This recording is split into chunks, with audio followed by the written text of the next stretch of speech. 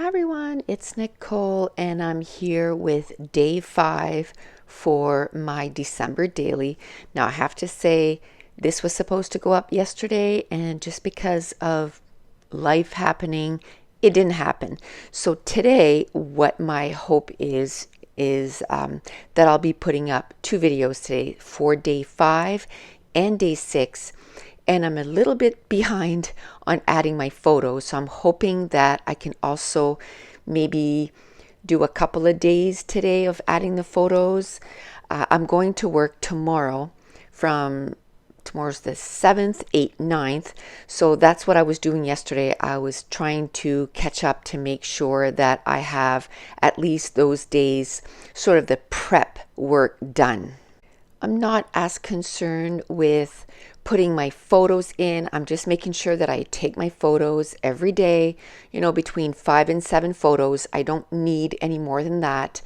And then when I'm sure in 1 hour, I can put 5 days worth of pages together, because the last time I did it real time and I did the first day in 9 minutes. I had my pictures all in the page, because your page is done. All you got to do is add the photos and then maybe add a few little titles or words next to the photos. So that part of the process doesn't take very long.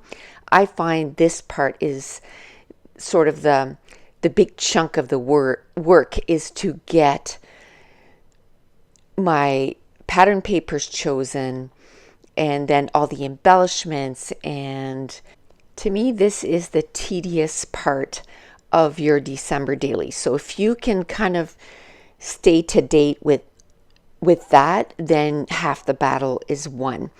Like I said, usually in the past, by the time I start my December daily, I try to have at least the first, 7 to 10 days done. And this year, because I hadn't done December daily last year, I think I kind of forgot that if you keep up with the December, if you start early and you have the first, 7 to 10 days prepped, then you're ahead of the game. So right now I'm trying to, stay on top of it and play catch up. And I'm hoping that next week that I can get ahead of the game. So for this layout, I decided to go with greens, light greens with a little bit of dark green, and then the coordinating page will be the dark greens with a little bit of light greens. And I think the fun part for me is the fact that every double page spread that I do, every 2 days, I get to choose a different color palette. I am loving that. And another thing it does, if you have, a limited amount of stash, then you can use your stash to the fullest. Because I can tell you, if I had chosen just specific colors, I would have a very hard time getting all the pages done with that specific color, because I didn't buy anything new this year. When I started my December daily, I'm kind of limited as far as pattern papers. I'm finding that as I'm going through, even though I have at least 10 6x6 pattern paper pad, as I'm going through it,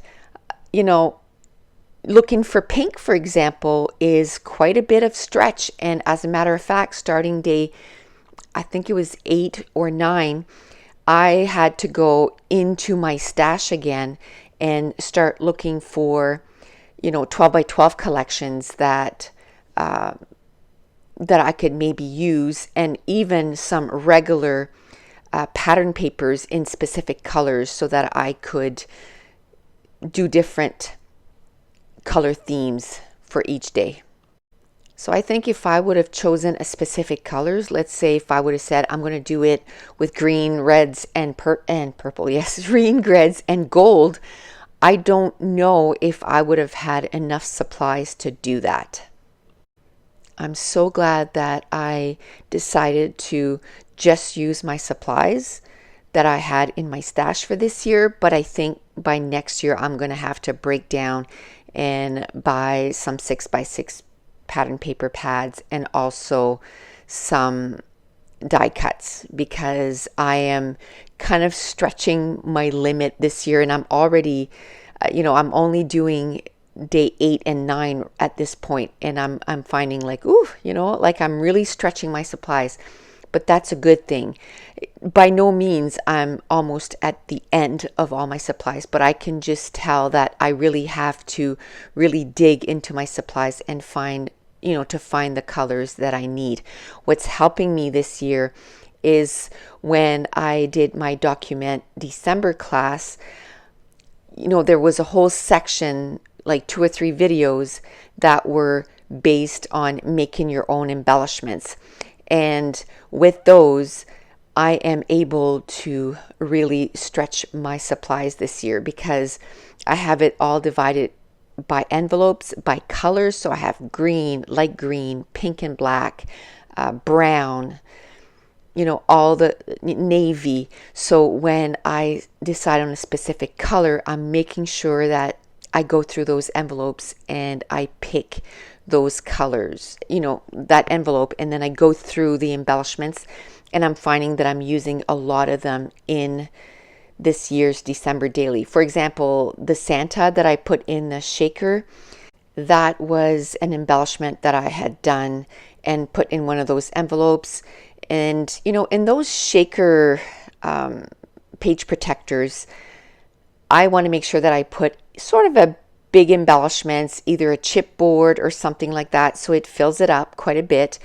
And I'm really liking that I am also using those shakers this year. I had 3 or 4 of them left, and what I did was I just sewed on 3 sides and I put my sequins inside, and they are ready to receive the embellishment that I want to put in it. And then, because my sewing machine isn't working right now, I keep forgetting to get my husband to look at it. I'm just going to use my fuse tool and just fuse the top.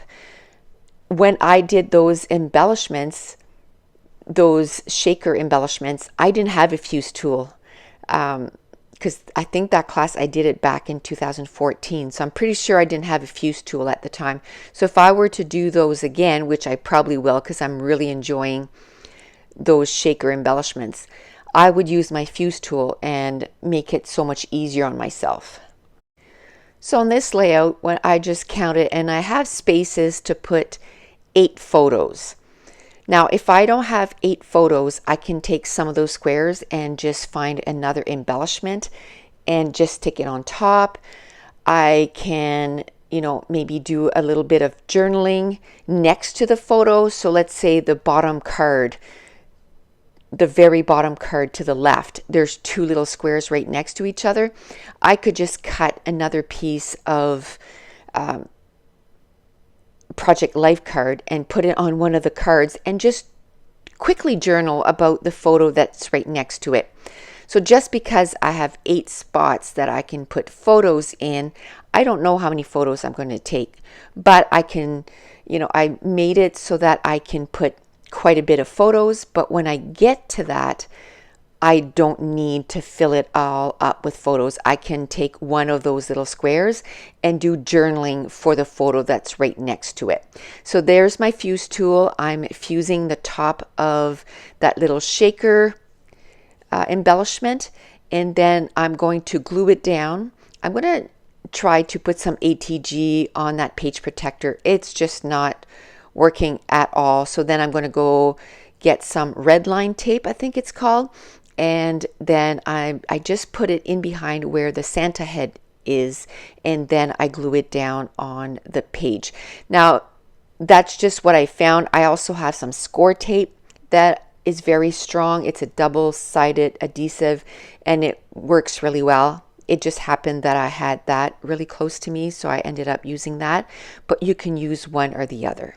Another embellishment that I'm using quite a bit this year is my rub-ons, and I'm really happy that I'm using those rub-ons because I find rub-ons, if you don't use them in a specific amount of time, they stop working. But that's it. That's going to complete day 5. And hopefully today I'll come and share with you day 6. So I want to thank you so much for watching. Bye.